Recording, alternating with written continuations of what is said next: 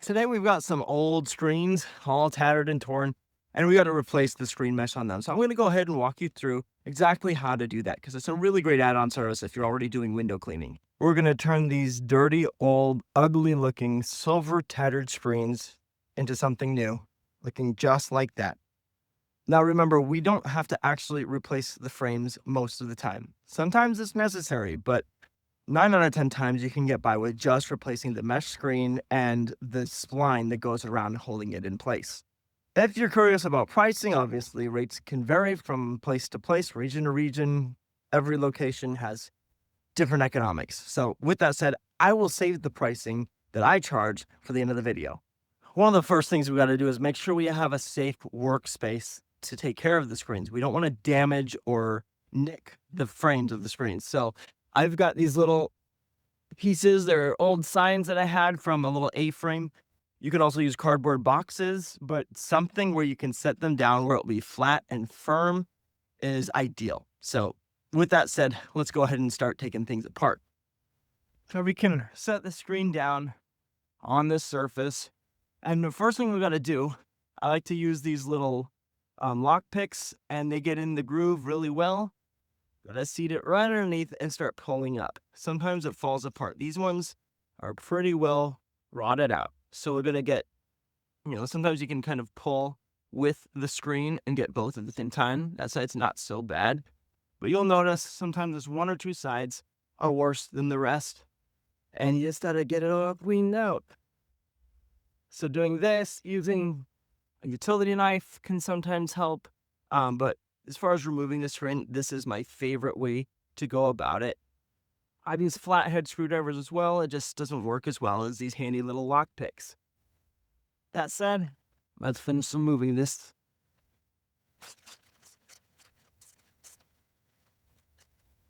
Next thing we want to do is take a roll of the screen and just put it right over top. Now there's a trick. You can use these little pieces of spline and actually wedge them in to kind of hold the screen in place. And you can do 3 of them or 2 of them just to hold it there. And then that might help, especially if you're newer on. Now, I don't typically care to do that myself. I've been doing it long enough where I can just go a little faster, but when you're first learning, definitely use the training wheels. I've got one of these little wheels that's made out of metal. The plastic ones are much more forgiving, but they'll still work. One side is just a round disc. The other side has a little concave on the inside, and that's the part that you actually use to put the spline in. The part that's more of a disc is actually just to push in the screen into the ridge. The other ridge that goes around the whole perimeter, I'm using that disc piece, going straight in and doing a straight line up. The key here is to be very careful not to make this part of the screen start pulling in one direction or the other, because it's got to be set perfectly square, or at least as close as the eyeball can measure, so that you don't start going in one direction and have one side start pulling in the wrong direction. So for this screen today, I'm using an 8-inch, that's 0.125 inches spline. I'm just going to kind of start poking it in with my finger. I already dug that edge of the screen into the ridge, and so now I can start with the part that has a little interior concave ridge, and that goes right over top of the spline. I put just a little bit of tension pulling from down beneath and pull straight across.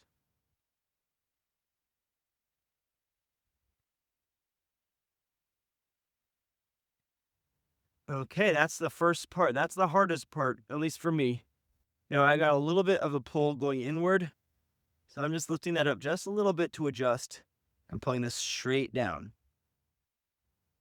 And we got a little bit of a bubbling happening here. That's completely normal, just to have a little, as long as it's uniform. We're going to put more tension as we pull the rest of the spline across the other edge of the screen. And so now we're going to go down the second side. I'm just lining that up a little bit.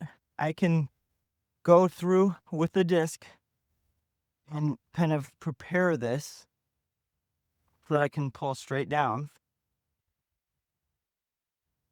And then I just lay this right over that track. Dig in and get that corner first. There's a little bit of a point right there And I just want to make sure, let me show you a little closer, that little point. I want to make sure that little point is poking out just a little bit and that little spline is going behind it. If there's too much tension, it'll actually pull over top of it. And so that little lip there holds that spline into place. So now that it's all measured out, I can go ahead and pull straight down this line.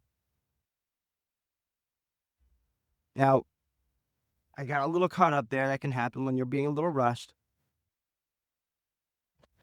And once it kind of gets trained to go in the wrong direction, it wants to keep doing that. So you got to be careful not to make that mistake. I was just trying to show you what not to do, right?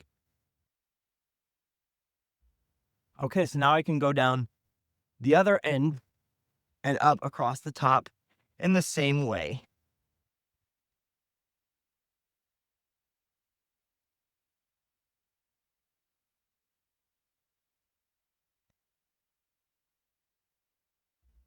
Now, it's important to note these little black pieces, this screen only has one of them. It lost the other one or it broke off before. You can simply just set them into the track before you put the spline in there. I don't really like them that much. You can't really put that much pressure on this house in particular. The screens are so tight and snug that pulling on those, they'll fall out every time, no matter how well you have it in there. It's just too much tension on these screens.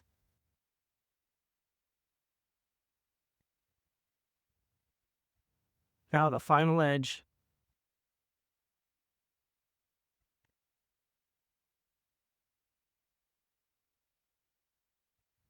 All right, so that's nice and tight. Now we've got to go ahead and cut off this little corner. All right, there's the spline. And I'm just using a little razor blade. Obviously, you can use a full knife. For me right now, this is just a little bit easier. And I can just pull straight in. I want to get the tip of this blade right on the inside ridge of this frame. So it comes right down.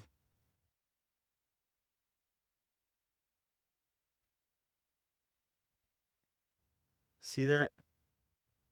Now I got this whole roll completely disconnected, and I can go about doing the chain fold all the way around.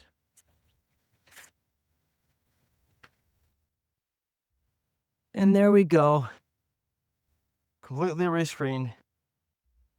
All better. Ready to be reinstalled. So I'll go ahead and show you some B-roll of me repairing another screen that I had less mistakes on. While I'm showing you that, I'll tell you about how I priced screen repairs. Now, if I don't have to replace any sections of the frame, I can just replace the screen mesh. Then I'll go ahead and charge somewhere between $30 and $35 per screen. And that can vary a little bit depending on how many they're having me take off and how large they are. So when I say my price is $30 to $35 per screen, that's assuming that it's not going to be more than 3 feet wide or 3 feet tall. Anything larger, I'll bump the price up a little bit to say maybe $45 or $50 per screen. If I'm going to be actually replacing sections of the frame or the whole frame, usually if one section's bad, the other sections are going to follow. But every once in a while you will run across a screen where there's a section of frame that has completely bent from them trying to remove the screen. And in that case, it'd be somewhere closer to $50 per screen.